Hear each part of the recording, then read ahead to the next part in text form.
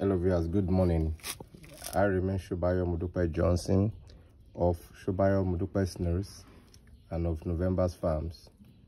This morning, Monday, the 24th of June, year 2024, I just want to,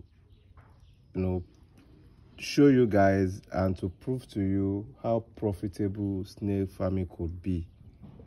Here, this morning, I'm delivering this order of jumbo snails to a client in Abeokuta. Can you see it? So this is a jumbo snail. You can see I'm just picking them randomly. This is a jumbo snail. So I'm delivering 100 pieces of this to Abeokuta. Can you see it? So these snails are going to Abeokuta this morning. And some of these snails have been with me for about 2 years, some not up to 2 years. Okay. And the beautiful thing about these snails is that they were all hatched here, not in the bush, not in the market, but in the captivity that I have them in the confinement on my farm, so to speak. And then though here is my residence, here is my house, and that's why we always tell people about backyard farming. You can see, so this is my house. You can see some snails there. Can you still see jumbo? Can you still see it? In fact, last night these snails were fed with watermelon and some compounded feed. Can you see the compounded feed? So don't be surprised that my snails are growing at a very good pace, and that's because of the feed that I give to them. This compounded feed you are seeing here is organic. And what do we mean by organic? They are all natural. You can see some particles of maize there, okay, soya beans. I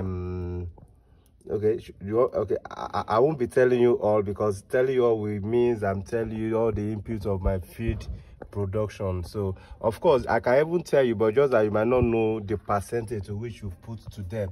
So this food you are seeing here is purely organic. So this is not as it were that you will hear people say a Greek snail. No, I don't know what they call a Greek snail. My snail are as good as natural snails, because what I give to them are all natural. No hormone booster, no nutrients whatsoever. What I just give is natural. Last night was just, okay, you can see this morning, this is about 10 a.m. Look at this one still feeding. So it amazes me when I hear people say that snake can only be active at night. No, during the day, your snake can be active. It depends on the condition that you give to them. You can see they are active. You can see they are all active. Of course, some of them are sleeping, so but most of them are active. So when you feed your snail well, they give you good results. Look at this giant snail here. This is a jumbo. Can you see the meat? At least I'm not zooming this camera. You can see this is the natural size. Okay, and you can imagine having this snail here. So all the snail you are seeing on the floor here have my own profit, because just as I said, I had them here as egg. I hatched them here, and then I'm selling all of them. So all the profit, 100% are coming to me. And what you have here is about 300,000. Not even about, what you're having here is 300,000 naira. So how much have I used to feed them? I've not spent 50,000 on them. I've not spent 50,000 naira. It was even 50,000. I've not spent 30,000 naira on these snails that you are seeing here. And then here am I getting 300,000 cool cash this morning from them. Okay, so it's only snail farming that can give you that profit margin when it comes to agriculture, livestock for that matter. I'm into cattle ranching, I'm into sheep and goats and the rest, and fish farming, but then poultry. But you cannot get 200% profit on all of those, because if you have your poultry, you must still buy feed, to feed your poultry. But unlike snail, most of your feed are free of charge. This watermelon that I'm just showing you here, I got them free of charge from a malam, that sells fruits, and these are some of the damaged ones that I got from him. You know, sometimes I go to the market, I get damaged fruit from them. They be glad that I'm coming to pack, but they are input to me, to my snail. So here's where I get my 100. Okay, look at the feed here. Here's my feed being produced by me. Okay, you can see particles of maize, and then I have 4 sources of calcium that I have here. 4 sources of calcium, different sources of calcium. So that's why you are seeing my snail, you know, growing big, you know, growing with their shell. You can see this one now, it is not so thick, so it shows that this still has a capacity to grow. Look at this shell, see, very tender, and look at it, jumbo. Look at the shell. So it shows that this snake can still grow very well, because look at the shell, look at the tip of the shell. It shows that this snake can still grow. It has capacity to grow. That's what it's telling you. I'm picking randomly. Look at it. Look at the shell. Look at the tilt of the shell. It's not so strong, so it means they are having good source of calcium. That's why they are growing big. Look at another one here. Look at the edge. Here's another one. Look at the edge. It's not so thick. You can see it. So it means these snails are feeding well and they have a lot of calcium. Look at the second set here. These are the younger ones. Okay, look at them active during the day. This is past 10 a.m. Look at them. Look at the feed. This is the compounded feed that I showed you earlier on. Look at the watermelon, the remnants. Look at the remnants. See, my snails are active even during the day. This one is about to eat. Look at them.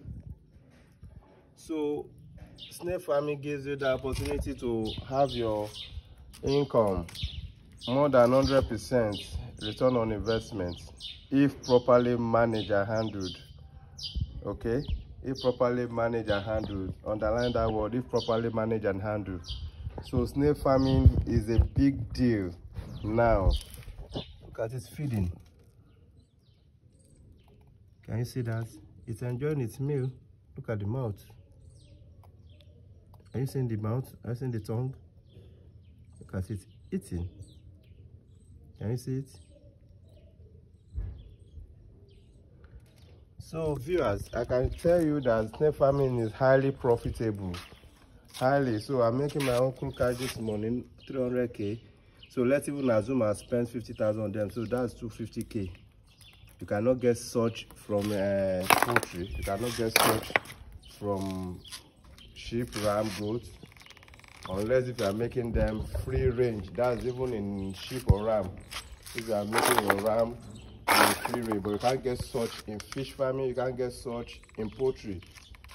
So what are you waiting for? Snail farming, you can start with what we call backyard farming. As I said, you don't need much land. Here is as my own backyard, just as you can see. Can you see? This is by the wall fence. Can you see? So I have them there. Before you know it, my brother and my sister, you are in for a good profit margin. And just as you know that snail farming, especially when you are dealing with Achanthina marginata ovum, which is the largest land snail in the world. That's why Oyinbo we call it African giant snail. So that's the species that you are seeing here. This Achanthina marginata ovum, you know, that people call AMO or AMO. AMO. So that's what you are having here. So if you want to go into meat production, this is the species that I will recommend to you for snail meat. This is the species that I will recommend to you. Okay.